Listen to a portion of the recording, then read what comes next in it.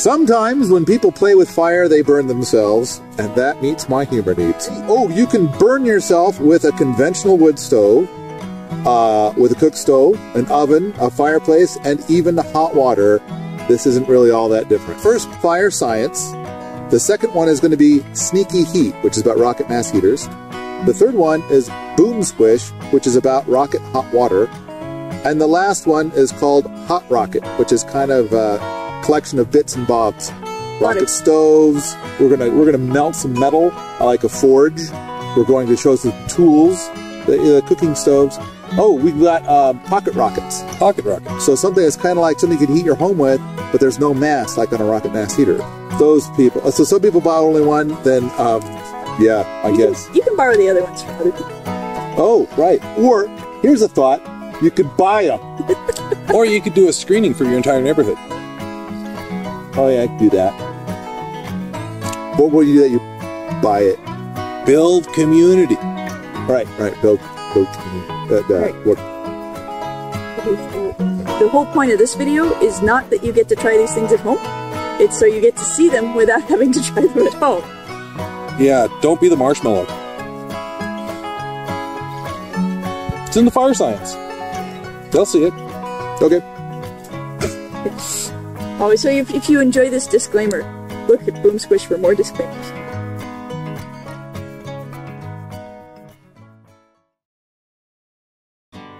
So if you haven't seen Paul's YouTube videos, Paul's kind of your home camera kind of guy. He's not a professional videographer. He's getting a lot better. I've seen some talent emerging in the Think America's funniest home videos without any of the fun. All right, there you go. Yeah. The workshop was sold out, and some people said, "Hey, can you video it?" And I said, "I'll check." And Ernie and Erica said, "Oh, hell no. You'll just be all in our way and screwing everything up." So I got really, really pushy, and we're going to make the video anyway, but we're going to try and stay out of people's way. Whenever we're teaching a workshop, it is hands-on, and that means that the people in the workshop tend to be in the front row where they can get up and move around and poke things and so on. So for people watching the video, those places where we think you might not get much out of being in the back row as a video camera, we tried to stick in some extra stuff for you. And the idea is that there might be like 20 people who would get a copy of it. And then when we did the little Kickstarter, then it turned to be more like 500 people wanted a copy of it. So we decided to try and take a little extra effort and add a little frosting. That's all. Now, what we're trying to do for the people who couldn't come to the sold-out workshop is we're trying to make this available for everybody because a lot of people really wanted to be there and there just wasn't the room. You will see in all of this some pretty shaky camera stuff, some volume that isn't quite up high enough, people's heads in the way, Erica hiding behind stovepipes, Fred over here heckling from the background where you can't see him. All of that is because the workshop takes precedence when we're filming. Those folks paid to be there, so we're doing our best to serve them. And we're doing some other shooting with some things that have come up after the workshop. So hang on, enjoy the show. We'll try not to go too fast.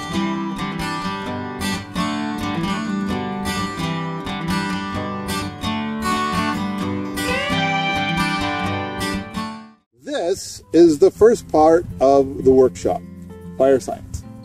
It always happens in the evening. In fact, these are usually weekend workshops that you guys do. Yeah. And Friday night is always fire science. Yeah. We typically try to have it start as it's getting dark so people can see the fire, which of course makes it obnoxious to video because it's really bright fire and really dark everything else. But yeah, it's really fun to watch. There in person it's cool, but for you it's gonna suck. No, I think you did a pretty good job of getting most of it. But yeah, it's going to be kind of... The important part with fire science is to demonstrate wacky crap. Yes. And introduce vocabulary that's going to be necessary to understand the rest of the workshop. Hey, the fire science segment has been taught more than 100 times, and now you get to see it for the first time ever on video. The important thing is that what you're about to see is a highly polished fire science presentation. Yes. Just the video sucks. As highly polished as we ever are. Some of the things that we do for fire science, we only do when we are personally there to supervise them. Ernie has extensive background in firefighting, including wildlands and space-to-space firefighting. You don't know what that is? You probably don't know as much about fire as Ernie does.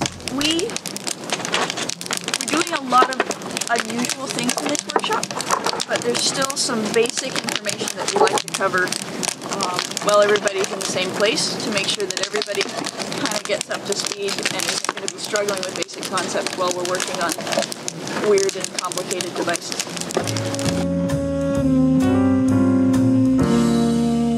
Perfect. Thank you. There we go. Alright, so if you've seen this before, what are the three things on the fire triangle? Fuel. Fuel. And if you haven't seen this before, this is what fire needs to burn. Heat Right? and oxygen have already been put up. Oh, okay.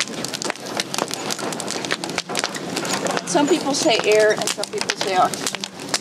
Both answers are correct. And for heat, we also had a little discussion. You can include, some people include ignition under heat, some people don't.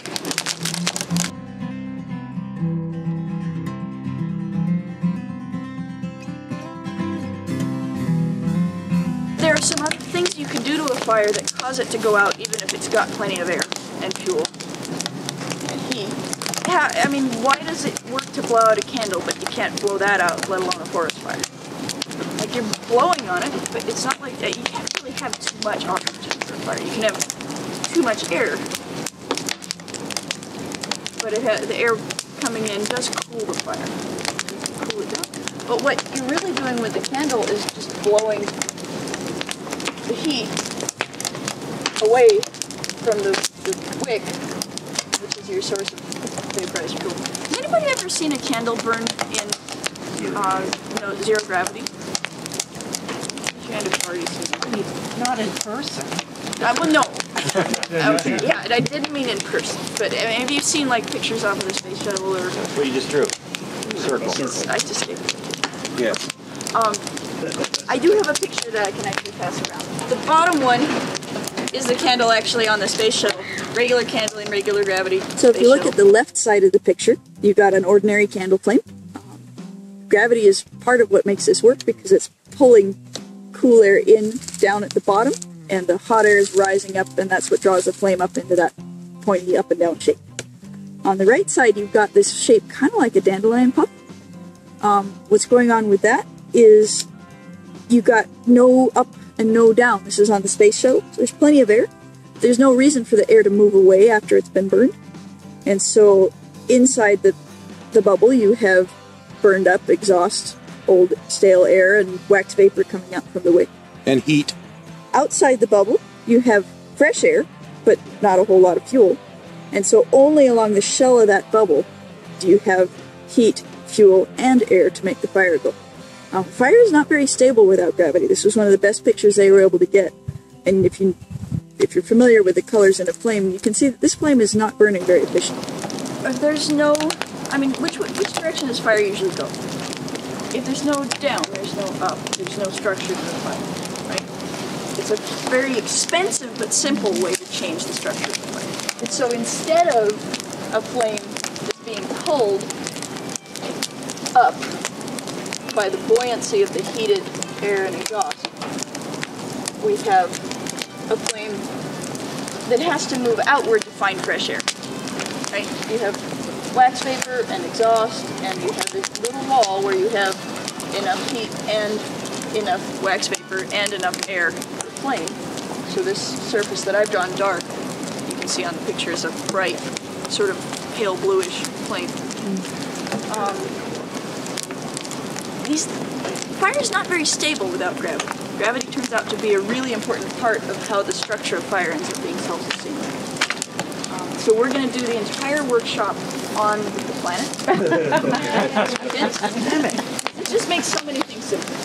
So a lot of the things that you're going to see are attempts to like augment or improve the structure of the fire and make it do certain things better. You wanted to talk about how wood burns, Yes. right? Like what the process of burning is. Yep. And I did used to teach chemistry, but I used to teach it to 5-year-olds. That's my level. So I'm going to say some letters, but I'm going to kind of say them in general terms that don't involve math. So that's kind of the level of science that we're working on. So you've got, I'll just use this. You've got a fuel, right? And we are only dealing with basically 2 types of fuels in terms of natural fuels. We're dealing with a huge amount of woody matter, straw, wood, paper. These are things that grow, right? Plant matter. And it turns out that those, like cellulose, is a carbohydrate. So we're dealing with a lot of carbohydrates, which you can approximate carb, but it turns out the hydrate is actually kind of useful. Those are C's connected to waters, right?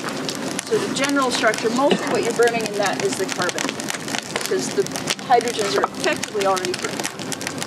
The other thing, which has a very similar name, anybody know that type of technical term for waxes and oils and resins? Lipids is fatty acids, but it's a specific subset of this group. Paraffin is an example of this type of fuel. What are we trying to get away from burning? Hydrocarbons. So, Sometimes she makes it too complicated. I'm sorry, I try not to play guess with the pictures thinking too often, but I sometimes do that. So hydrocarbons are kind of cool, and I'm not actually going to draw the formula because I haven't found a really satisfactory generic formula, but that's sort of the basic structure that goes into a lot of them. They're these chains of carbon, sometimes they're rings of carbon, that usually there's like 6 coming off, and they've got a bunch of hydrogen attached to them and not as much oxygen, sometimes not. A very simple hydrocarbon is methane, right? Carbon and 4 hydrogens, natural gas, right? So when these burn, they can burn hotter and they can burn quicker because there's more fuel available. But it all turns into the same thing. That's kind of the cool part. Is you've got your carbon. If you burn it all the way, you eventually get to carbon dioxide.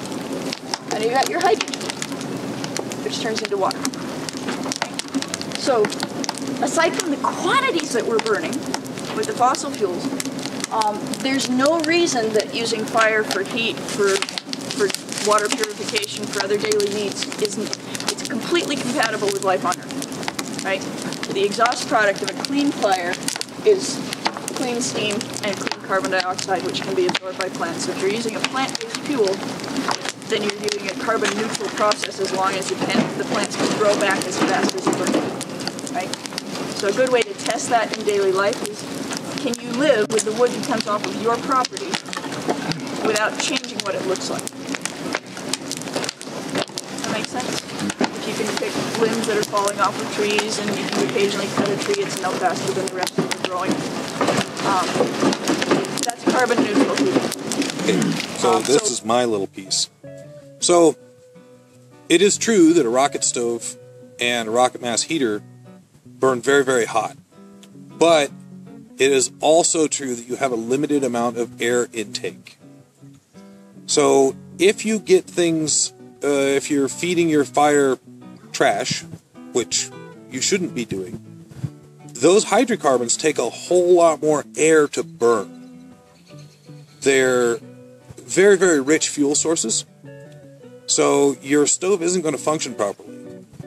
Now there's another little thing when you're throwing things into a rocket stove, that if you throw in aluminum, we are up in the temperatures where aluminum burns. It doesn't melt, it burns. If you have a little bit of iron and a little bit of aluminum smoke, where it's vaporized up enough to burn, then you get this wonderful material that's called thermite. Yeah, if you had rust in it or something. Yeah. Yeah, it's just basically, there's a lot of stove manufacturers that say not to burn trash in their stove. Part of the reason why is that a lot of things that are in modern trash burn really dangerously hot, put out a lot of toxic gick as they burn.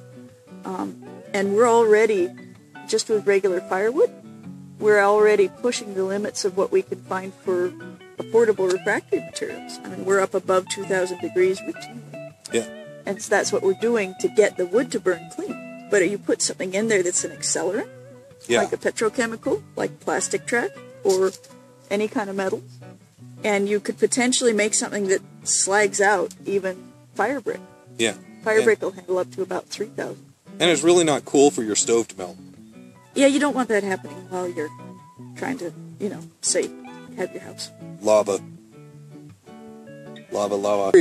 Was that The other thing you run into if you're using something other than most natural fuels are mostly carbohydrates. And so if you're using something that's not a carbohydrate fuel, you're using like a hydrocarbon, plastic, or oil or grease fuel, or special metals, it's very hard to put them out. Oils and grease will float on water, they will spit across the room. And some special metals, there are no known fire extinguishers, you just let them burn all the way out. Titanium. Yeah. Titanium. Yeah, just that you're burning the vapors, you're not Right. burning the solid fuels. I have a question. Are you going after the hydrocarbons just for the hydro part or for the oxygen part? You can go after for the hydro, which is, people do that for like doing wood gasifier type Right. stoves. Okay. It's hard to do it clean. Yep. So, see that little flame? You look really closely, those little flames aren't actually touching the wood. I don't know if you can see that. Okay. Now. Okay. Those little flames aren't actually touching the wood. They're just above the surface. What it's actually doing is burning the gas that's coming off of it. The heat's breaking up the carbon chain, and we're just burning the gas. Yeah, we're breaking the carbon chain in my gloves. So, what we're doing is we're just simply burning a gas. Well, when you're burning a gas, there's certain ways to make it clean and other ways to make it dirty. Ernie's leather glove is an example of a complex organic molecule that takes a lot of heat to break down Part into of vapors that can burn. But if Part given of- enough time and temperature, it will eventually break down. Part of what we're going to be teaching at this and what we're trying to get across is that there's clean ways to do it and dirty ways to do it. And we're trying to teach and learn the clean ways to do it rather than the dirty ways. A lot of our the things we're going to be dealing with burn very cleanly, and what we're primarily concerned with is using the heat in such a way that it does what we want it to do instead of what it wants to do. Right now we're standing in front of an open fire. You know, people actually pay money to come to Montana and light an open fire. So, There's two things that I want to talk about in terms of the shape of fire. You're going to see this pointy shape, right? It's kind of up and down flame shape a lot. And you're also going to see things that have to do with fire having these round shapes, right? This pointy shape is because of that draft, right? The upward draft, the convection moving warm fluids up and bringing cool fluids down to replace them underground, right? Does that round shape remind you of any particular feature of how heat travels? Radiation. Convection's going that way. Radiation is very round. So if you're trying to contain heat, or if you're trying to move heat evenly into a space, like the round shape of that barrel. They do make square barrels.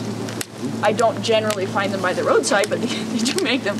But this round shape is really good at shedding heat out evenly in all directions, right? If you've got a small fire, we tend to sit in a circle around it because there's a certain distance at which it's warm enough but not too hot, right? And so radiation is that heat that moves like light in all directions, unless you get something in front of it and it makes a shadow.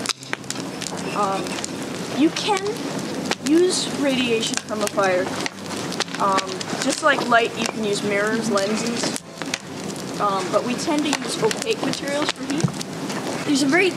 There's a third form of heat, right? 3 ways to transmit heat: convection, radiation, conduction, which is touchy. And the little piece of math I like to bring out is radiation travels with distance, right? If you go, and it's not just the distance itself, if you go twice as far away, you actually get a quarter of the heat, right? It's called the inverse square law, because it's the further away that you are from the heat source, the less heat you're going to get, and it varies with the square of the distance. That's just what it is. Anybody know what happens if you divide by 0? The black hole opens up and you get sucked in. Right. In mathematics, as we know it, they say it's equivalent to infinity, but that turns out that infinity doesn't exist either. So it's an exaggeration to say that we know what happens when you divide by 0.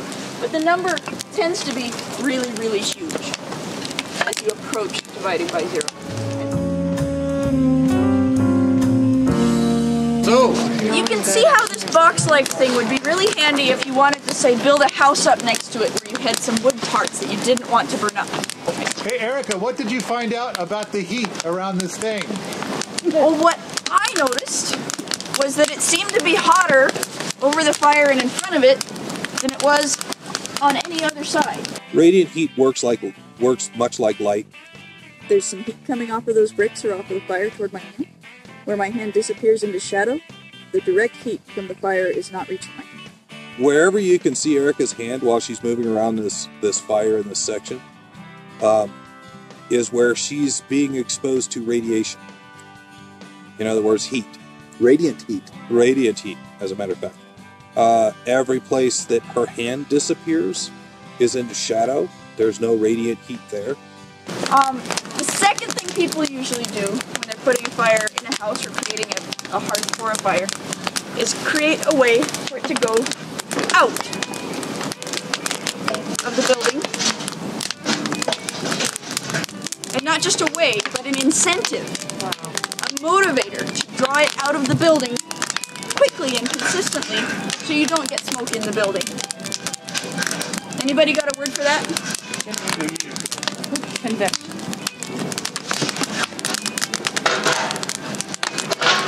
So, and a Fire chimney works vacuum. by convection. It works because buoyant things want to rise, and if you give them a place to do that they're not continually running into other things, they can go much quicker. And it works because the walls of the chimney get hot. So we call that the hot stack effect, where the walls of the stack are actually hot, and that starts to cause where normally you get drag along the walls as things hit a stationary object and slow down. In a chimney, you're actually getting acceleration along the walls, and it really helps move things up very effectively. so Just to make a point, what happens if your chimney is not going up? What happens if your chimney is going sideways? Doesn't work. that's all. So, So check that angle. Like 30 degrees off the vertical works pretty good. Not quite as hot as straight up vertical. So do you have a stick in there? Oh, also notice that smoke is unburned fuel. It's cardboard. This is not a chimney we would install in a house. But it does work really well for demonstrations. What happens if you turn it totally sideways? This wouldn't work very well with a metal chimney, but because it's cardboard. Okay, So is is there like a critical angle? That's kind of what I was wondering. Now, look at the critical angle. critical angle might be. 45? But everybody was guessing what the critical angle was. Less than 45. Less than 45. But not a hell of a lot Yeah. less than 45. Yeah. And there's also, but look how you get better closer to vertical, right? So if you didn't already have a bunch of unburned gases going up the chimney, would it make any difference? I mean, as long as it's blue. Say that again. If you don't have a bunch of unburned gases going up your chimney, would it really matter if you were less than 45? I mean, as long as it drew at all. Not really, except for the fact that what doesn't burn comes back in. A hot vertical chimney produces an upward draft. A cool vertical chimney produces a downward draft if it's cooler than the surrounding environment. A horizontal duct doesn't naturally produce draft in either direction. And so when we're building these systems, we're creating very hot vertical heat risers so that we can drive exhaust through those horizontals, where the horizontal heat exchanger represents drag rather than draft. Then the idea is that when the tube is vertical, up and down, and there's heat inside of it, it will go up. In fact, this will be the pump for the whole system is passive. As long as there's heat in the riser and strong heat, there will be a strong convective current. Yep. And that's the pump for the whole system. Yeah. But when your pipes are horizontal, then they don't do that pumpy bit. Yeah. It's Right? what I So want if you're you at less than 45, see how it's smoking? Yeah. So that's likely to come back in. Well, and look at the amount of smoke off of this end while he's doing that. On the other hand, if you've got a pump, right? Because right there, which is less than 45, it's just barely wafting. Yeah. There's not even really enough temperature there in this situation to make it go up. This is the temperature. Okay? But if the gradient were higher, If the gradient were higher, you could go lower you angle. could go lower. But it's gradients, right? So there's a secret to getting it to go sideways, and we'll delve into that in a bit. Okay? So, anybody want to play with? Yeah, really, I do. But I'm not going to. If you have gloves that don't melt, you could probably come and take it from Ernie. Even if you, is it still touching? No. I don't have blisters, but I wouldn't want to hold it. Manipulate. Oh yeah. When it's jetting out the top like this, there's definitely a push. And the basic thing I want people to notice if they haven't, is that you do get better draft from the straight up vertical. Liberty. Good. Never throwing away another cardboard Would you be tube. willing to let someone else use the other glove? Right now to hold this note. All right. We're empathizing. Should be like, we probably should have a bucket of water here anyway. Would you? So this is the hot side. Oh, good. You notice that the hotter it gets, the more on fire it got on the inside, the faster it flowed. Yeah. And now that it's mostly hot on the outside, It doesn't work as well. Like it caught the smoke before it even managed to get the fire up there. so there's not a lot of that, and mostly it's just burning the end. You like tap it out. Sort of. No. It's a trick too. It's a trick too. So I'm going to set that in there. Is that your glove still? So one of the things I want you to notice in this is that if I want to vacuum my fire out and take all the heat away from everybody, I can do it. All I got to do is put a chimney over it. So when we're talking about stoves, this being the typical American fireplace, right? Essentially, I think the cardboard still has you upstage. really? I now have the cardboard. All right? If you have the typical American fireplace, what are you trying to do? Heat the outside. You're trying to heat the outside. Essentially, all it is, you're trying to heat the outside of the world. Essentially, all it is a vision fire. You're just looking at it. Well, we have a reason for that. And I don't think my indoor fireplace is looking at it. it extends from our cooking with wood. Because if you cook with wood every day, you don't want the heat in the kitchen, you want the heat outside the kitchen.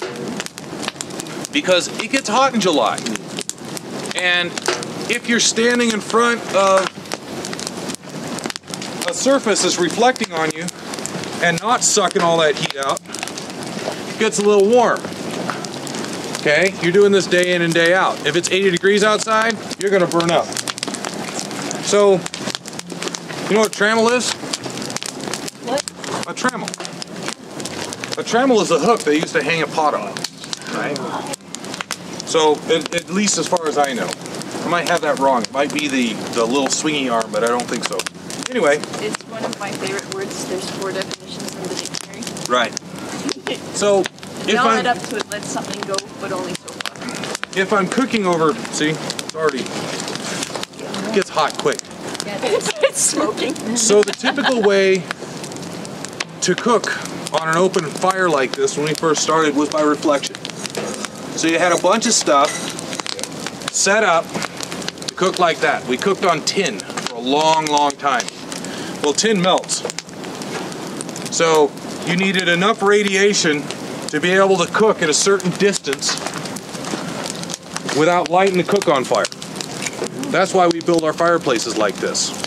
When you got a nice tin of biscuits or cookies or something, you put it in front of that fire. Yeah. You know, the kitchen stays a lot cooler, which is nice if you're cooking all year in the house that was built for somebody else. Right. Who wasn't the cook. So here's the other thing.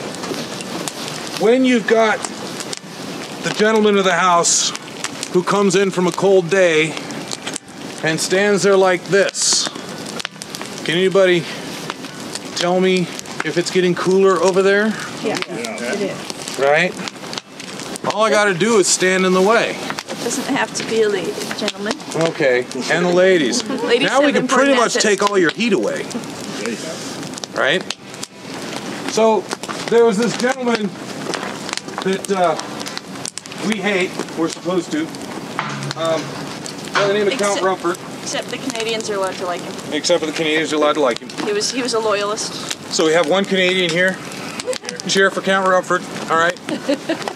You don't actually have to like him no matter where you're from. Yeah. So what the old Count found out is that if, and he did it by math, which I'm sorry, he did it by math. What he found out is if I do a little geometry and believe me, this is not something for the light of heart, doing this sort of geometry. That's why you did it with math rather than with fire. Exactly! These things are so much easier with math instead of with bricks. But you can do it with bricks, it turns out. Many people do it with bricks before they light the fire. Do you want any help? Nope. There's not much any of us can do for you at this point. Not really. It's probably years too late. Looking like a true one. So, He's gonna do it again over here in case you missed it.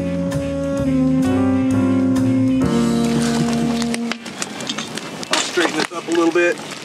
I was going to say it's kind of cooking. You should also know that because of his leg injury, Ernie is on heavy neurosuppressant painkillers. So may not actually notice around if and he sharing catches on fire. This is another reason that you might not want to try some of the things we do at home. At least try them at a smaller scale first. When Ernie says the bricks are hot, they're really hot, because most of the rest of the week he said, that's pretty warm, isn't it? And now today he's saying they're hot. Yeah. Congratulations, we like you. All right. So,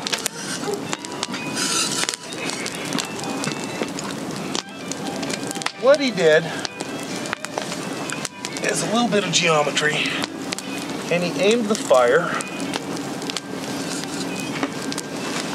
or the walls of the fire, out a little bit.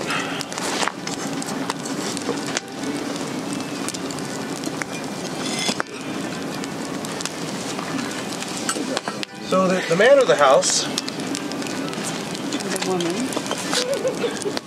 and the woman of the house And I hate to say it, but this is the Victorian era, so it's much more often the man of the house who came in and robbed everybody.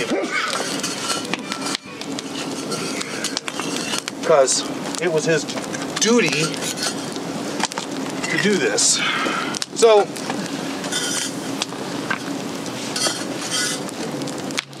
and even slightly off,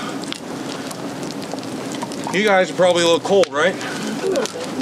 Alright, you guys are probably a little warm now. I can aim the heat. Something to know about heat when you're talking about radiation is that heat radiates perpendicular to the surface. Okay? Which is why we use round barrels, by the way, because it radiates perpendicular to the surface, which means you get an even heating. Sorry guys. What Count Rumford did is apply geometry and figured out that we could open it up like this a little bit, make it kind of shallow, and heat an entire house. Yeah, I got it right here. The other thing old Count Rumford figured out is that stack with that nice open center organizes the fire to come right up the back. See it? And this is actually very large and kind of short for a Rumford fireplace. Yeah. This is typically you'd have it, I think the depth is about right, the back would be a little narrower, and you'd have it about as tall as it is wide, right? You get this beautiful flame viewing experience. You can build a fairly shallow fireplace and run the flames up the back. There is a trick to the chimney also on a Rumford fireplace. And I've got diagrams of that I'll show you in daylight. And what is this running the flames up the back? Is it the way you stack the wood or the way the bricks are stacked? It's both. It helps to stack the wood this way. If you really, like if you've got a rental and people are not that good at learning how to stack wood, you can also get a little grate that holds the wood up against the back and you can drop a few logs in there and you'll see those on coal fireplaces too. It's little coal carriers. So you just like a couple of hangers for the wood, basically. You can, but it's not that hard to learn. Like, you just put the wood on top of itself like a split rail fence corner. It's one of the simplest ways to light a fire and one of the easiest to make it work well. You put the little ball of kindling and tinder in the V. If it doesn't take, you can easily put another piece of newspaper in the same spot, you know? Yeah. You can, I mean, this V fire is one of the easiest to lay and one of the most effective to know. So, Ernie, are you bringing the back of the fireplace in? Slightly, yeah. You can. But the back of the fireplace, as it gets hot, it is going to draw the flame toward it. Okay. Right? That's also part of that hot stack effect. Even a hot wall. Yeah. Some of the earliest fireplaces are a sandbox in the middle of the floor. And then the next improvement, the next high-tech improvement on a sandbox is a stone, a fire back. You can lay the fire against and it'll draw the fire up that back and it helps organize it. Again, it's trying to get all of the ingredients, the fuel and the air and the heat, all to the same place so that they can burn completely. There's a way to describe that, what it takes to get those things together to burn completely. Is time, temperature, and turbulence, right? The time gives you time for the reaction to go to completion and to set off the next little bit of fuel. The temperature, it has to be hot enough to provide the energy to break those molecules apart so that they can come back together in their new and final form. It takes several stages for them to get all the way burned. And the turbulence, you wouldn't think that you want turbulence. Because if you've ever tried to light a fire in gusty wind conditions, it's very difficult to get it organized. But you do want a certain amount of turbulence for mixing, right? And so a narrower fire back actually helps force the fire in. And there's also a feature in the throat called a smoke shell, which is basically the throat is very narrow coming right off the fire, and then it opens up wider just above that. So you get this rolling over that throat. Any little bit of mixing while it's hot enough to burn is going to mix the air and the fuel together and you're going to get a more complete reaction. It's chemistry. It's like cooking. To you stir it, then you get something that's evenly done. If you don't, you get lumps. There's also another interesting thing, right? Not a lot of smoke. There's not a lot of smoke. There's also not a lot of heat. So where do you suppose the heat's all going? Into the brick. Going out to you. Did we dance around it already? Nope. Come and look at it with your hands and faces and feet. Would you hand me some more bricks? Okay, it's fun. Me and a friend of mine were out working in the woods, and we decided that we were going to heat a pot of beans. And what we had was a well-built outdoor Rumford. So we thought we'd put that pot of beans on top of the chimney opening for that well-built Rumford. And around noon, 3 hours after we started working, we figured it'd be warm. So we went back to check our beans. Stone cold. So we built the fire up again, left them on there for another hour. Still stone cold. Okay, we left them on there for another hour, built it up. I mean, we got flames shooting out of the places, but not up the chimney. Come back in another hour, still stone cold. Finally, we got bright enough to go put it on the stove. And now my friend and I are experienced fire people and could not get it through our heads that there was no heat coming out of the chimney.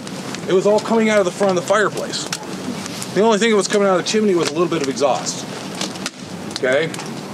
So a really well-built one of these things hardly puts any heat up.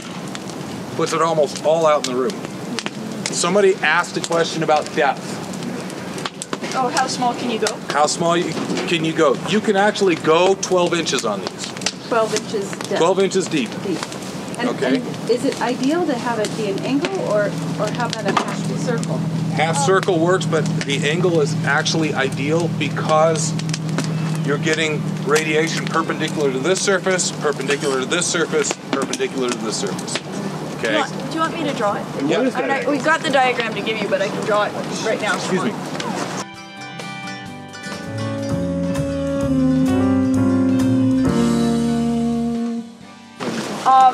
So on a Rumford, the back is about the same width as the fireplace is deep. Really? Right? So that's your unit, right? The sides, the front will usually be 2 to 3 times that width.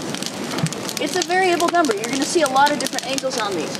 The critical thing is if you think of the heat coming off of that wall as a beam at right angles to that wall, you got to clear that corner for all that heat to get into the room, right? All 3 walls should be pointed at the room and not each other if you want to heat. But if you go too open, or, close to flat. If you go super open, it's going to be kind of obvious because it's going to be really hard to make it stand up and put wood in it. Okay. So the tendency is for people to get scared of the fire and want to deepen that fireplace so they can put the fire further out of the room. Right. And when the fire is further out of the room, you don't get very much heat from it, which is safer. But take a look at it, and don't make the mistake I did with my miniature fireplace of doing this all very carefully and then putting a mantelpiece on the outside. Allow yourself a few extra inches in case you want to fit something else on there later that suits the aesthetics of the occupant. Get a bit warm, did it? It's not so much, I mean, you're usually using materials that can handle the heat for that. It's just that it blocks some of the heat. And so you've gone from having this perfectly optimally designed fireplace to having one that's losing heat because it's focusing that heat back into the fireplace instead of it. So does this It just makes a shadow. Does this really put sort of open fireplaces back in the same efficiency ranges that you'd want for home heating? These are considered an insert. Yeah, when EPA was first coming out, the Rumford fireplace is rated the same as a lot of the EPA approved inserts for, I think it was parts of New England. I haven't looked it up recently, but they are extremely efficient. If you're in a rental or if you're in a space where you're occasionally there, like a ski cabin, we'll get into masonry heaters that store heat for even more efficiency. But in terms of something that while the fire is going, it will heat efficiently, For long-term heating, if you're in a situation where it's not possible to do something heavier for storage. But they're just, and they're beautiful. I mean, that's going to be a consideration too. If you're going to heating with wood, being able to watch the fire is a nice treat. And so it doesn't hurt to have one of those just as an entertainment fireplace. But they're much more efficient at heating. You can stack brick in an existing 2-deep fireplace, make it half as deep with the angled sides, and get actual heat out of a fireplace without having to make any permanent changes to the building. So we've done that in at least one rental that we lived in. The other part of a Rumford, since I'm drawing, you've got this sort of curved throat, like that. If you're coming from the back with that slope, then you put the smoke shell. And that just gives you turbulence to get reignition? The smooth curve means you've got a very small amount of room air that's flowing over that, so if you do get a little wisp of smoke, it's going to get caught in that flow and suck back up. That slope means that if you light the fire too far forward in the fireplace, it is going to be able to find that slope and start the heating process that then draws the rest of the fire up that back. Now, you don't need that. You can also do it straight up and have the smoke shelf on the inside lit. But that takes more planning. It's a lot harder to hang that over the mantle tree than it is to build one onto the back. So what if you're taking an existing fireplace and you're putting bricks in it? So if you're putting bricks in, so the existing fireplace was like that. It had a giant chimney, large enough for small children or cats to go up and clean, right? And then you're stacking the brick in, so the back of the fireplace might come to there, and the sides are going to line up with the existing sides. You can do a little wedge and carefully balance the bricks on the sides and work your way up. That's a lot trickier to do. You can also just do a straight back up to where you kind of meet the wall and let the top of your new fire brick serve as the smoke shelf. You're not going to get quite as efficient that way. You can play around with how close you want to go. Maybe you want to fill in back here with some cob. But it is going to work. But it's going to make the fireplace work a lot better. And the closer you get to that proportion, and the closer you get, this can be as little as 4 inches in that slot if it's built right, and if you've got the nice curve there. I've seen a lot of things where the shape here is like that. Yeah. And so if you've got that shape, I wouldn't go down to 4 inches. I'd have a little bit more room. Or you can maybe try mudding that and getting it coated. Now, you're not going to be able to use concrete or cement around a fire because it's going to burn the lime out of it. Yeah. But you can use clay-based materials, or you can use refractory material. So the thing that you want to check is this shelf. If the ash is built up on that shelf, and you no longer have a place for those gases to mix and expand a little bit as they come out, what you get is a fire will pull, so you get a gust of wind down, and if the wind can blow down that little ash buildup and blow onto the fire, you get smoke coming out here, right? So just reach up there someday when you're not wearing your nice clothes and get the ash out of there.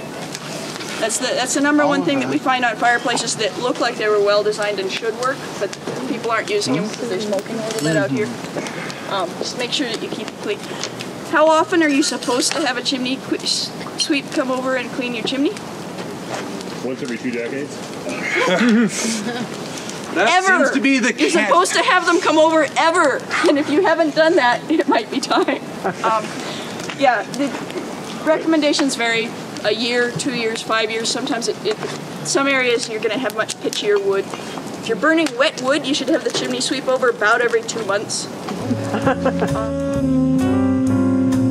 So let's make something absolutely perfectly clear here. Do not use cement in high temperature situations. That includes what they call refractory cement. Because if you read the side of the little tube, it's only good to like 1200 degrees, right? Check your heat rating. The theoretical maximum heat from wood is 3,500 Fahrenheit. I looked that up like 3 months ago and I already forgot the exact number. But in the Rocket Mass heaters, we are getting up well above 2,000 on a routine basis and using the super insulative materials.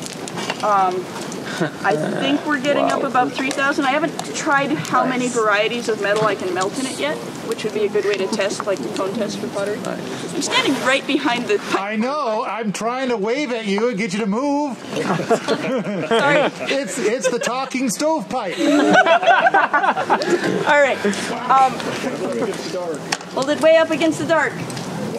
Incandescent brick. So that is 1,000 centigrade, 1,700 Fahrenheit. The brick itself. I assume the fire's hotter than the brick. That might be silly, but it's a good one. Ooh. Fireworks of a very slow kind. Need more eyeing, Paul? Yeah, ready, everybody? I think the ah should come from Ernie.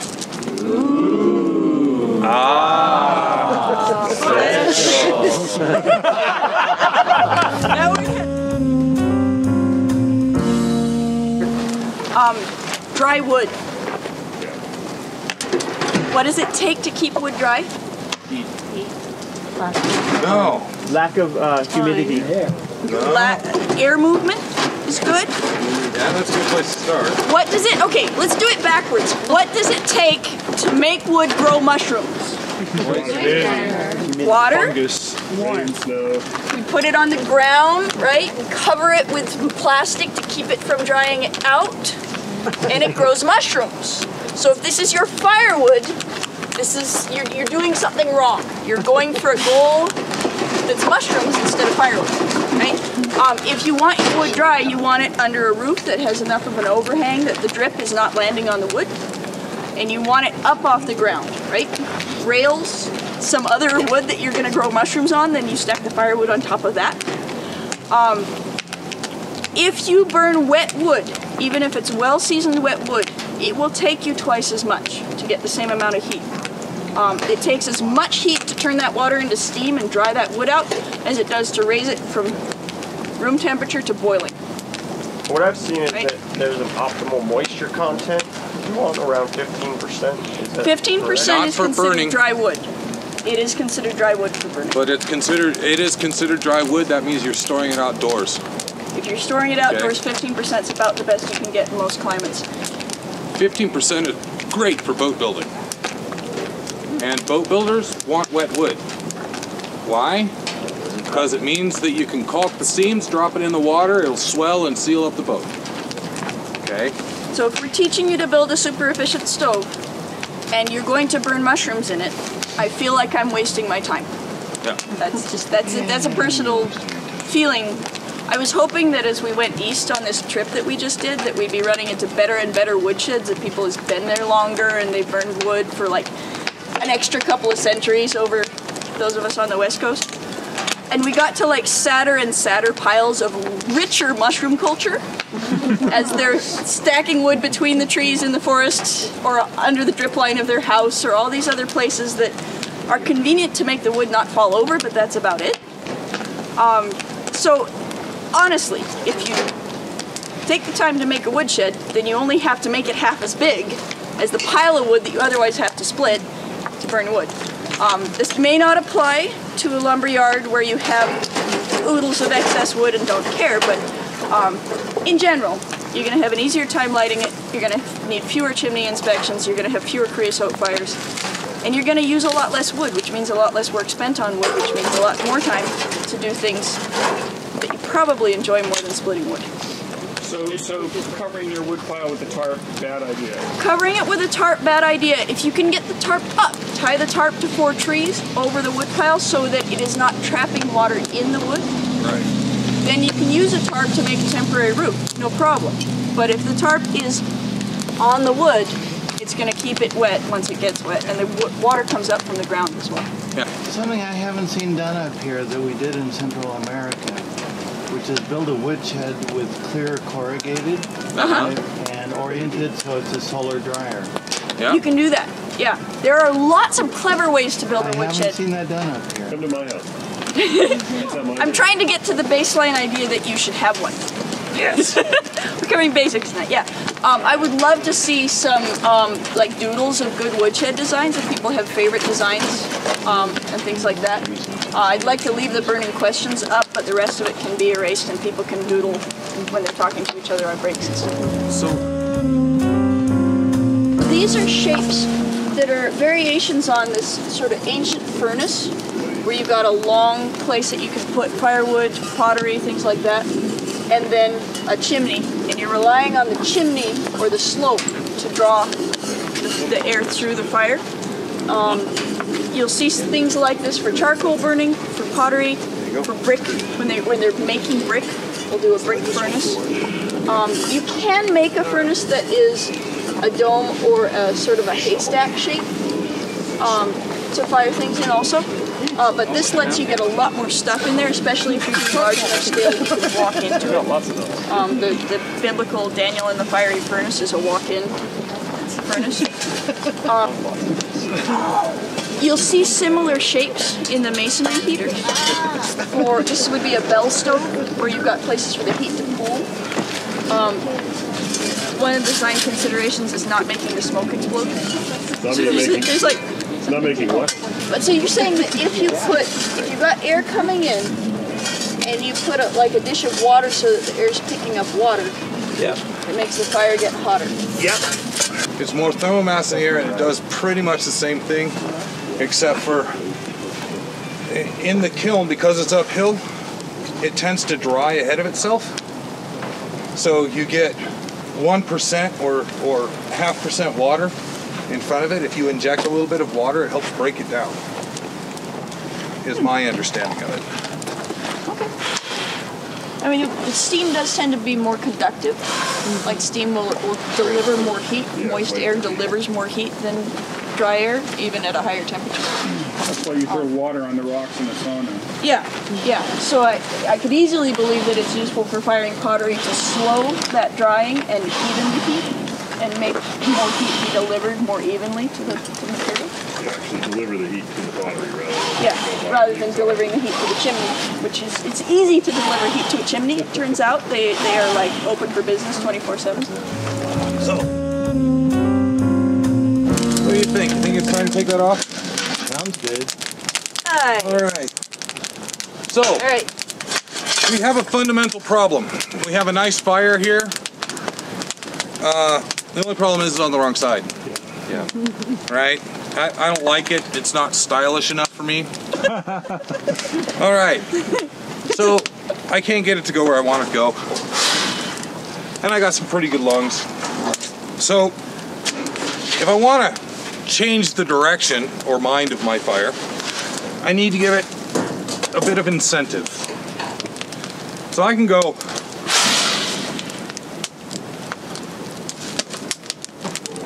yep, still haven't changed it. Put the preheated chimney on top of the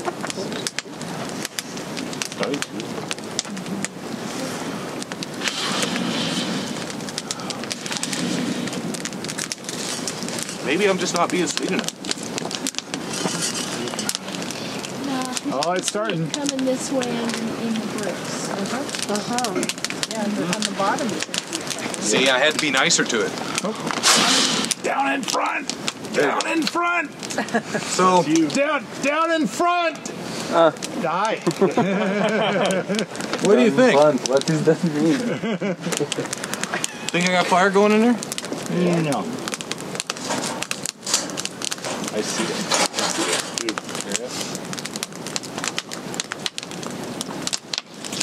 It's called a rocket stove, right? This is what Paul gets on me about all the time. Every time he has an audio recording, and we're doing it. It's not rockety enough. You're not really trying, Ernie. You should only apply yourself. Yeah, if I'd only apply myself. All right. So,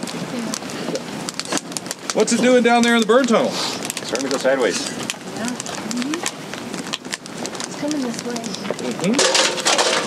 Now, I can tell you why it's burning back. Is because I left it all nice and loose and open. And also, it's twice as long as the chimney. Yeah. So you can get up, come over here, stay out of Paul's range of view, otherwise he's going to whine at us. Jeez, I tell you. So, this is the part where we all be like fire ape monkey people. We go woo, woo, woo, like that. You go all the way around it. And Yeah. I encourage you to find the little slots between the bricks and look, see where the light is, and see if you can actually see the flames moving past it. Are you kidding? On that side? There's a great shot right They've here. got a beautiful show on this side. Yeah. And actually, it's far more spectacular if you look down in that firebox. You can see, if you were in the workshop, you'd be walking around and you'd be seeing through little chinks in the bricks this wonderful sideways fire. It's really hard to see that with a camera from the back row. So what we did is we filmed it again with this glass over the firebox, so you can actually see with the camera what's going on with the fire inside that box. Now, anytime we do these demonstration stoves, they tend to be a little bit leaky. You're not getting as strong of a siphon effect, but it's still pretty Down. There are two things that we had on our agenda for tonight that we did not do yet. Yeah. One of them applies to what the name of this thing is and why it doesn't work when it leaks. And I want to do that one. Okay. And the other one is spectacular and I think would make a really good finish in terms of like post-apocalyptic fire technology. Sort of the Nazi zombie.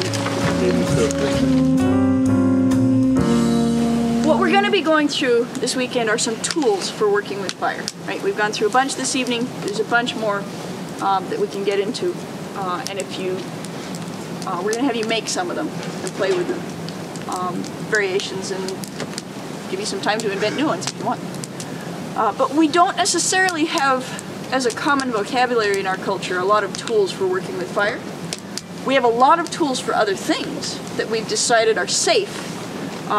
So for example, working with water. You know, you give a kid a bucket, say go get some water, right? Or a cup. You hand your kid a cup of water all the time. But you're not necessarily going to hand your kid a burning stick and say go light the fire. Right? We're much more careful with fire. So I wanted to try just sort of a brainstorm on tools that we use with water. And then see if we can apply that kind of general awareness to the fire. So I named a bucket already. And I'll draw them as you yell them out, so feel free to get creative. Hose. Pipe. Valve. Valve. Champagne flute. Hose. Champagne flute. Oh, sorry, it's a wine glass. You talking the tall ones or the short ones? Tall ones. Tall ones? Okay. They come in, yeah, perfect. A sponge? Hollow stem. Oh, a sponge? That's a good one. An Erlenmeyer flask. Nice. Moving on. He thought he was gonna stump you. No, I can. No, I knew she's got to know that one. She's a science teacher. All of these are variations on the bucket, so we can move on from that general category. One. A pump. A pump. I'm going to draw a very simple pump. That can stand for a number of other pumps. Trough. A trough. That's just different. It's a bucket designed by horses. It's a bucket for horses. I was thinking more. Oh, okay, like a ditch or a gutter. That sort of Gutter. slope. That's high tech. A tank. We can make that an aquifer if we want. Canola. A tank. Oh, okay, like a thing that holds the water with a lid on it. Yes. We use a lot. This is the other thing. We use the same basic tool a lot. Yeah. Like the hearth. It's basically a thing that doesn't burn. A sophisticated hearth is a thing that doesn't burn that you can set on something that burns and not have it burn up, right? Pirate hearth is a sandbox. The Viking hearth in the home is a sandbox. The Pioneer hearth is generally a hole in the ground down to sand or dirt, right? It's like we use the same concepts a lot. So this is a very, very useful concept. This bucket, glass, flask, trough, barrel, swimming pool, right? There is a variation on it that we haven't hit on yet, which is the idea of using the water from that container, like a water tank. One of these big things that you see all over the Midwest that we don't have anywhere where it makes earthquakes. something to use the water pressure to push water down. You can actually go, you can make a fountain off one of these, or a ram pump that will actually squirt water up down here, as long as it's not going up as high as that. Very specialized, smart people can make the water go higher. I don't fully understand how. For like a distiller or for hydrosols, things like that. Yeah. That's as far into that idea as I'm going to try to go. But there's another one that's useful if you've got water at higher and lower levels. Just show of hands, how many people have used a siphon in this group? Okay. I've tasted gasoline. Anybody who has anybody never used a siphon? Okay. And how many people have used a siphon often enough to have figured out how to do it without tasting the gasoline? Awesome! Okay. Yeah, there's a number of ways to do that, but it does take caring about it, which sometimes takes experience. Okay, so any other things? We got everything on there but one thing. Everything but the kitchen sink. All right, so the kitchen sink is, it turns out it's a very useful form of fire, I mean water technology. Turkey baster? Sure. It's like a pump. Hey, nobody talked about a hot tub. We should have said, okay, a hot tub would be... Where's the big bucket? Where is the hot tub? Yeah, it's a giant bucket. I'm Squirt gun? The hot tub is currently on the mill. Yeah. There's enough cedar over there to build a small so, one. What are you doing for the night shift? What do you call it if the thing that you're containing is going up instead of down? A balloon. Balloon? This one looks a lot like a balloon. You call it empty. Right? If it's water. If it's water, they all just empty out, right? Except for the pipe. It's just a little confused. The turkey baster. And the turkey baster, which is doing great.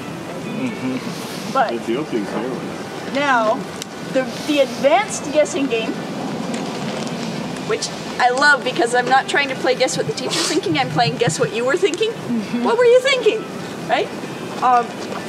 So, what is it if you put heat, hot air, fire, something that's trying to rise in it? And there may be multiple things, right? So, we do have some things on there that could be a chimney, right? Like this could be a chimney on a fire, right?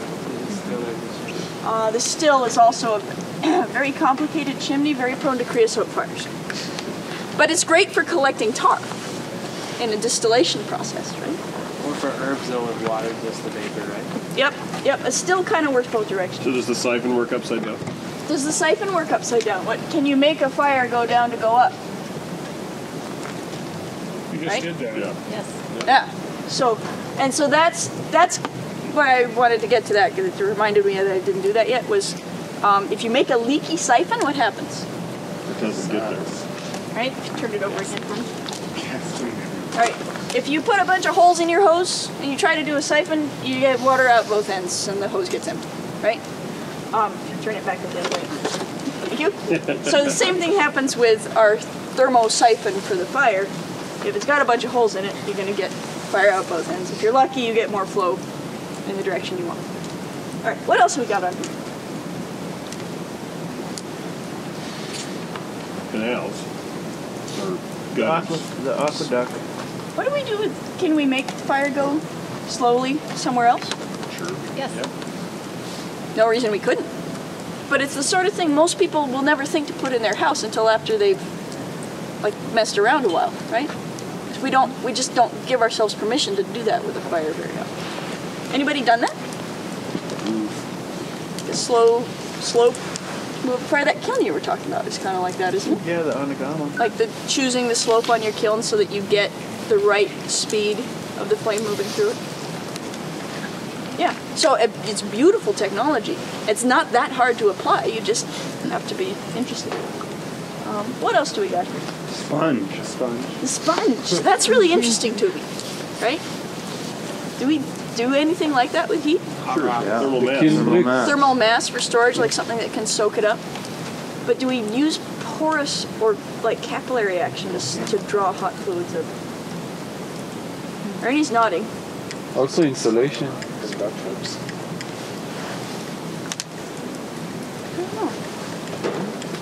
What do you? Can you think of an object though? Like Fire insulation is kind of like that. But it's storing air to stop the fire from moving rather than pulling fire. Into Charcoal. And I've never squeezed something and gotten fire out of it. I gotta say, that sounds like fun, but Use isopropyl alcohol on a sponge. that really okay. I gotta try that, and I gotta try it with not this many people watching. But you're saying there's something That'd like be that. good for the outtakes. What's the capillary action? Better if you're naked. Fire tool. Capillary action. Like that really works like something. Like a wick? I don't have an answer. I'm not trying to make you guess an answer that I already know. I kind of thought, in my head, this I part's thought really about a hot interesting. rock that you take to your tent, because like a sponge, you leave the sink and go wipe something, or you could take a hot rock and go massage somebody, and it's transferring that in another way, you know? Yeah. Yeah. So it's, I mean, this is useful by analogy. There might not be a direct application, but we've got like a hot rock. And it is also a way to move a small amount of heat where you want it, right? Which is also something. We've got the filter action, or like a spark arrestor on your chimney is doing that filter thing. And we have a number of things that people have said that I don't quite understand, so I'm not going to pretend I understand. Do we like hold fire in? An oven. Yeah, so we can make that into like a cob oven or even just a regular oven. You tend to insulate the top and sides of a regular oven and the door to trap the heat from above. A house. I know this one. You could have a house that you live in that's kind of like an oven. There are some early houses that really basically are a little stone oven, big thick turf walls, and you light the fire inside and you live in there with the fire. Yeah, like very, very common thing to do. Your arms are getting tired? You have really strong arms. One last thing on here that we are going to get to use, and I'll hold it and let you have some light, because Ernie was telling me about this aspect of rocket mass heaters for about 3 years before I got it. I discovered it actually one day, and I told Ernie, "Hey Ernie, there's this thing I just discovered about rocket mass heaters," and Ernie's like, "Uh-huh." That happens a lot, it turns out. So this guy right here, this trap in the sink, you know what that's for? Keep sewer gas out. Yeah, you get a little bit of water stuck in there, and it keeps sewer gas from pushing back in. You actually have a very similar thing if you're home brewing to keep the fruit flies out. but it does let gas burp out of the if it's really pressurized. So it's a nice, if there's enough flow, it'll move through there. If there's not enough flow, it'll settle out because of the gravity, right? Well, it turns out that you can also do this with fire. That if you put a bunch of these things in your heat exchanger where you've got a high spot, low spot, high spot, low spot, that if you end up without enough draw to run the system, then it'll stagnate. You get highs, hot up high and cools down low, right? And with this sort of complicated J shape with a thing over top of it, where you're making the fire run down to go up, you're also then making it run down again, right? It's kind of going through there to get to your heat exchanger. If you've seen the basic diagram of the rocket mass heaters, that's what we're doing, is we've got a thermosiphon like that, a J tube, and then we've got this down path. And this downward path, we've got a metal barrel on there that's shedding heat, and it's causing that exhaust to flow downward really nicely for us. Okay. That's number one thing. Shedding heat's important. You've got a hot up, cold down, double thermosiphon action there. I'm giving you this one for free. So it's 3 years of your life that you owe me, except I did a lot of other things. It's probably why I wasn't listening. But the other neat thing about it is if there is no fire, if there's not enough heat to cause this to be hotter than that, and it turns out you kind of have to wait a little while for the bricks to cool down for that to be true. it'll be true well after the last coal is burned out. But when you get, you're gone for a couple of weeks, or a day, probably about a day, till this starts to reach down close to room temperature, or at least close to that temperature. Then you get this effect where it'll kind of stratify, and you've got heat up here, but there's no reason for it to flow. Right? There's no difference between this temperature and that temperature. And there's not much difference between that and that. I mean, there's no reason for it to flow. So can you cook on the top of that? This is what happens when it cools off. I understand. I'm just saying when you're using it and actually burning it, can you cook on the top of that? So I feel like that's a question that would apply to the first time you meet a rocket stove rather than 3 years later. And I feel like I might be trying to explain this a little early for someone. No, I get it. Just finish your okay. Yes, you can cook on a rocket stove. Perfect. Let's ask, Thank you. The cook said that the only temperature on the stove is high. Really high. So yes, if you can cook on high, you can cook on the stove. Who needs those other settings? Okay. Foolishness. We should build one of these in all of our copious spare time between all the other things we're doing. We should build one of these with the barrel on it and just play with moving the barrel up and down. So you play with that distance a little bit and see what makes it work and what doesn't. Because that's one of the things you can do if you want to cook on it, is try to focus the heat toward the center or spread it and work. Wait, Erika, you said that it doesn't move, the heat doesn't move. Can you finish that? Yeah. So, if the system is cool, if the last little coals are burned out, you're down to just like ashes. The bricks have started to cool off. You don't have a lot of latent heat in here anymore. The natural thing for this thing to do is full of fluid. The fluid that's warm is going to rise up to the top. Right, the backwards. The fluids that are cool are going to try to sink down into this base and the bench. Warm fluids up, cool fluids down. And there's not a lot of movement, right? If all of your hot stuff is going to the same place, it sort of bumps into itself, it doesn't go anywhere, right? If all your cool stuff is going down into these little U-traps, it doesn't go anywhere. And so compared to a box fireplace that acts as a giant drain for all of the warm air in your house, this is a sink with no U-trap. This thing has the U-trap kind of built into it. So you're not going to be drawing, unless you put a really tall chimney on it, you're not going to be drawing air out of the house. Is that a when carbon it's not monoxide? running. Is that a carbon monoxide hazard? Not the way we tend to build them. It takes a long time for this to cool down to the point where that will be true. So you can leave a fire burning in it at the end of the evening and go to sleep, and it's not going to start having that heat trap effect until, even with the insulative stuff, probably an hour after the fire goes out with the earliest. And with fire brick, realistically, it's going to be a day later. You say this is a good thing or a bad thing? It's a good thing. It's a useful thing, right? It also will keep cold air from draining back into the house. Keeps cold air from draining in, keeps hot air from draining out of your house. You can certainly stop the air from going out by covering the opening so it can't draw.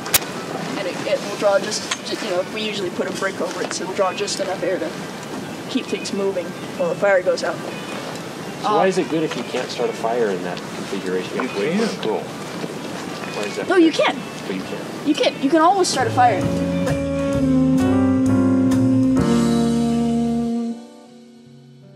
Well, we could have.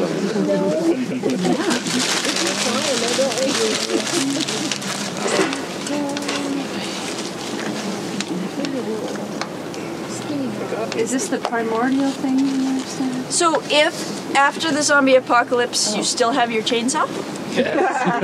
Cool. Clean the blood out. And the trees have gotten really big again? So this is really practical. Yeah. This is really practical. I'll make you a more practical one for everything. Actually, it is quite practical. Once you... Oh, you can do it with a chisel. Chainsaw works better. No, just faster.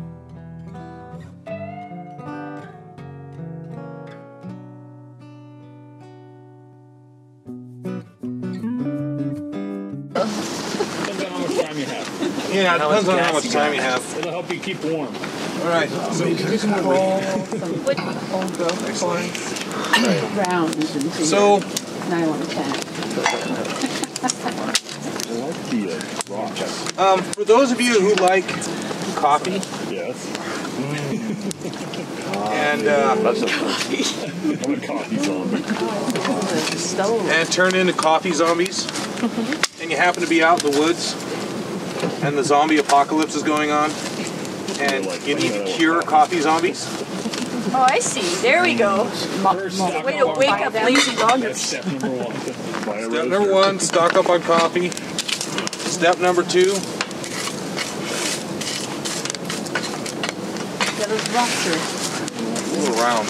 Yeah. There we go. Got it. It's got it. Step number two,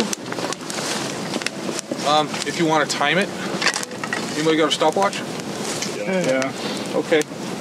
You need the second hand to measure how faster you can make coffee. There's a certain benchmark that they choose for how good a stove is, right?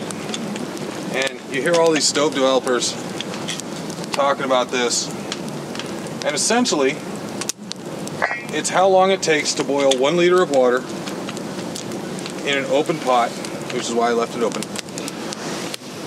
over a fire.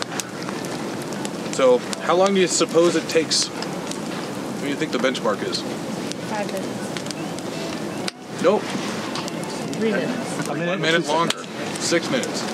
6 minutes. That's the benchmark. What altitude? Trick What's that? if I have a boil. in it. Yeah, Have good. pure Yes. ingredients that don't have sodium in them. So it is an alcohol. It's a wood alcohol. That's sold considered a as boil. antifreeze. It's sold under liquid. So essentially, and it's a- this little stove does it in 6 minutes, That will make a boom flame. according to their thing. Yeah. I can tell you that that little stove right there, that Erica's got lit, with the 3 blocks of wood, usually does it in 5 minutes and 30 seconds.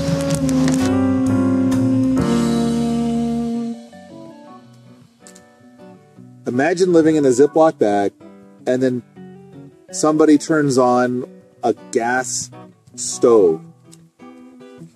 And that thing's consuming all the oxygen in your Ziploc bag. And it doesn't seem like a really terrific idea to me. You can actually put a candle out by putting it in a jar and putting a lid on. True. So we're not If your house is sealed up so tight that building a stove in your house means that you're going to suffocate, then there's something more wrong with your house than it is with the stove. So if you take a sandwich and you set it on a counter, it's probably going to dry out before it rots.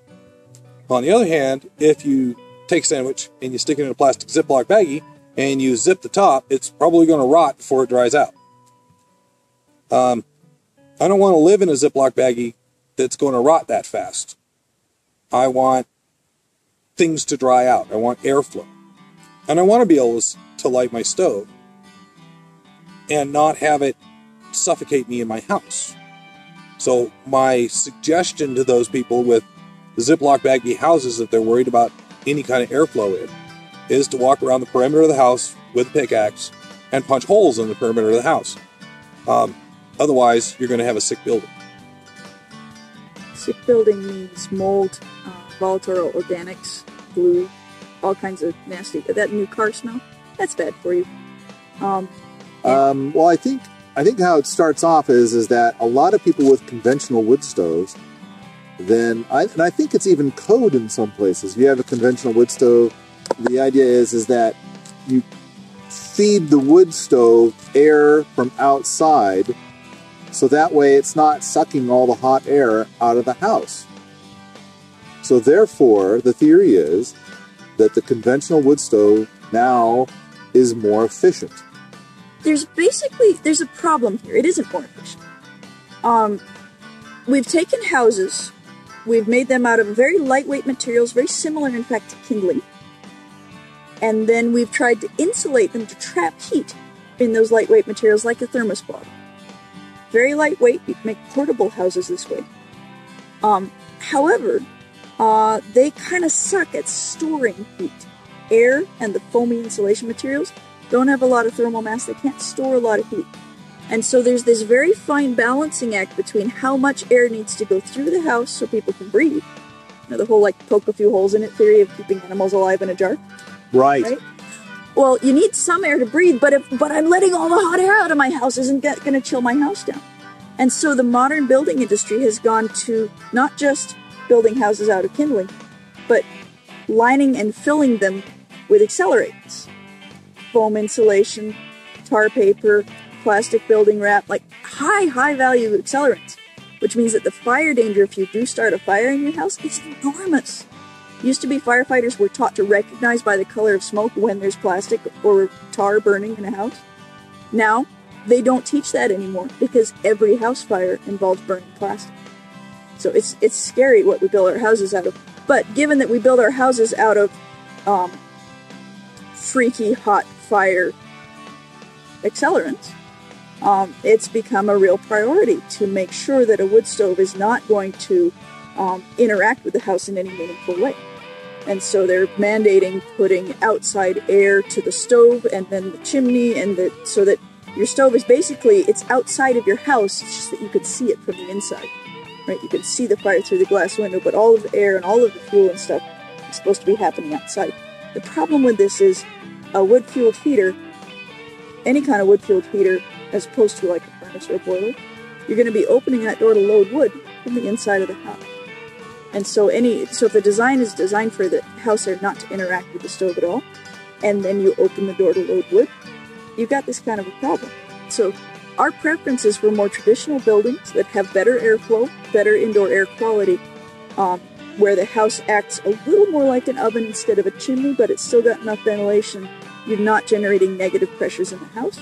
And you can make a stove that doesn't smoke back even when you open it to load wood. So, why would you want to live in a Ziploc bag when you could be breathing fresh air? Why would you want to live in a Ziploc bag and feed your stove fresh air when you could be breathing fresh air and letting the stove move stale air out of your house? So when you catch a bug, you put it in a jar, aren't you supposed to poke holes in the lid? And yet, in our modern homes, we're doing the exact same thing, but without the holes in the lid. That doesn't seem like a smart idea. The next thing is that we got 3 different kinds of heat to work with here. We've got convective heat, which is heating the air, which then heats us. That's the least efficient form of heat. We've got radiant heat as the next efficient form of heat, and that's going to be where we can like feel the sun, or we've got a stove over there and I can feel the heat radiating from the stove. And the most efficient form of heat is going to be conductive heat. So keep in mind that there have been things done where people will be in a building that has a large open gap to the outdoors, and it'll be 20 degrees below zero. I believe you guys told me this story originally, and it was going on in Sweden. 20 degrees, 30 degrees below zero, big 3-inch gap around the top of the house, and they've got a masonry stove. And so everybody in the house is totally warm because they're getting radiant heat and conductive heat, and they're not worrying about the convective heat. So most homes in the United States use convective heat, the least efficient kind of heat there is. And so then what happens is that they're so focused on heating the air rather than heating the people that they overlook better ways of heating. Now, the thing is it's like, okay, so you want your air to come from outside the building for the rocket mass heater, thus putting a pipe in, or use the air that's already in the building. So let's assume for a moment that there is ventilation from the house, like the house is not a Ziploc bag, in which case then you've got the stale air in the house that could go into feeding the heat, which is warmer than the air outside. Not a lot, a little bit warmer. I mean, we're going to talk about moving things up at over 1,000 degrees. So the temperature gap of like 50 degrees is not that big of a gap to be really thinking about. So that's not such a big deal. But the thing is that the air outside is fresh and clean. The air inside is the stuff that you've been spreading your halitosis and farts on. And you've been breathing that in now for a couple of days. So not to mention whatever bizarre cooking experiments you've been doing, and somebody changed a diaper, and whatever horrible, horrible smells have been going on inside your home over the last 48 hours. And so I kind of wonder if people want to keep all those odors and weird things in the house and continue to recycle that air, or bring in fresh air. So it kind of seems like activating a rocket mass heater to be a pump and drawing that funky air through the rocket mass heater to burn and take outside is smarter than routing in the cold air. That's how we feel about it. I mean, the average house is supposed to exchange at least a third of the volume of the house per hour to keep it from molding and stuff. That means every 3 hours you're reheating that air anyway. So you might as well just sort of let the air be a bonus form of heat and focus on an effective form of heat like thermal mass heating or radiant floor heating or something like that. Well, these days with these super efficient houses, now they want you to put a fan up and then you have little window vents so that your fan is drawing air in through your window vents because you've sealed everything else up so tight. Then you got air-to-air heat exchangers. Right. And it's like you got all this energy going into the air exchange because you've created a Ziploc bag. And you're using the least efficient form of heat. The other thing that people will do when they're self-improving, weatherizing an older house, is you'll go tracking all of the cold drafts that you can feel at the floor level, but you'll do nothing about sealing at the ceiling level where the warm air is escaping. That's also where you can get negative pressures in a house. What you want to do is basically put a nice warm hat on it, ideally at the ceiling level, not the roof, because that helps protect the roof from condensation and things like that. So, but yeah, you want to think about a home that kind of works more like an oven, less like a chimney, but don't go overboard to the point where you're making it work like a Ziploc bag. Yeah. So I think when you're trying to bring air in from outside, you're thinking about heating your home with convective heat, heating the air instead of heating the people. And then if that's the thinking that you're using, I think you're already doomed. This doomed. is I think that you should be thinking, if you want to think about efficient heat, be thinking about the efficient forms of heat. And so that's going to be conductive heat and radiant heat. And then heat your people with those, and then let the convective heat take care of itself. Yep. That's the Ziploc bag.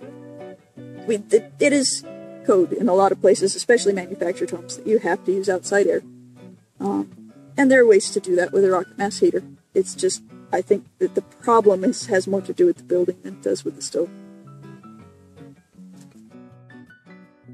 So Erica, can you explain how this is? Are you just still trying to get the double burning? Oh no, I just tried to turn this into a rocket stove because I was thinking it would be kind of fun to open a hole in it like this. No, can I go outside and show you why that's a bad idea? But I haven't really worked with kind of one without holes in it to start with. So we'll see how that goes. So I have this fire. Look, it's doing this cool thermosiphon thing. It's awesome, right? Now I'm going to make it better by putting a hole in it for an air intake, right? And feed, and I can blow on it.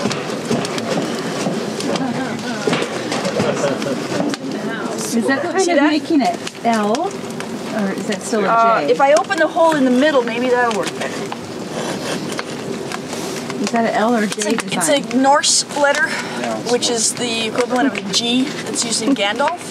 It's a stem with two forks like that, and the fire goes out both forks. Yeah. See that? Yeah. Still got smoke here, or no smoke, but I'm gonna get drafting up into my house if there's enough air supply to feed both chimneys. It does not take much cold air to feed two hot chimneys. So a siphon works best if it is not full of leaks. Thank you.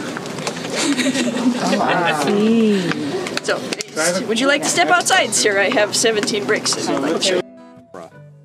I think that'll work out. And we should say thanks to John Trask for loaning us a good camera rather than the thing I normally carry around in my pocket. Oh, yeah. John was there. We also got to thank him for a couple of other things. He gave us some black locust wood. Oh, right.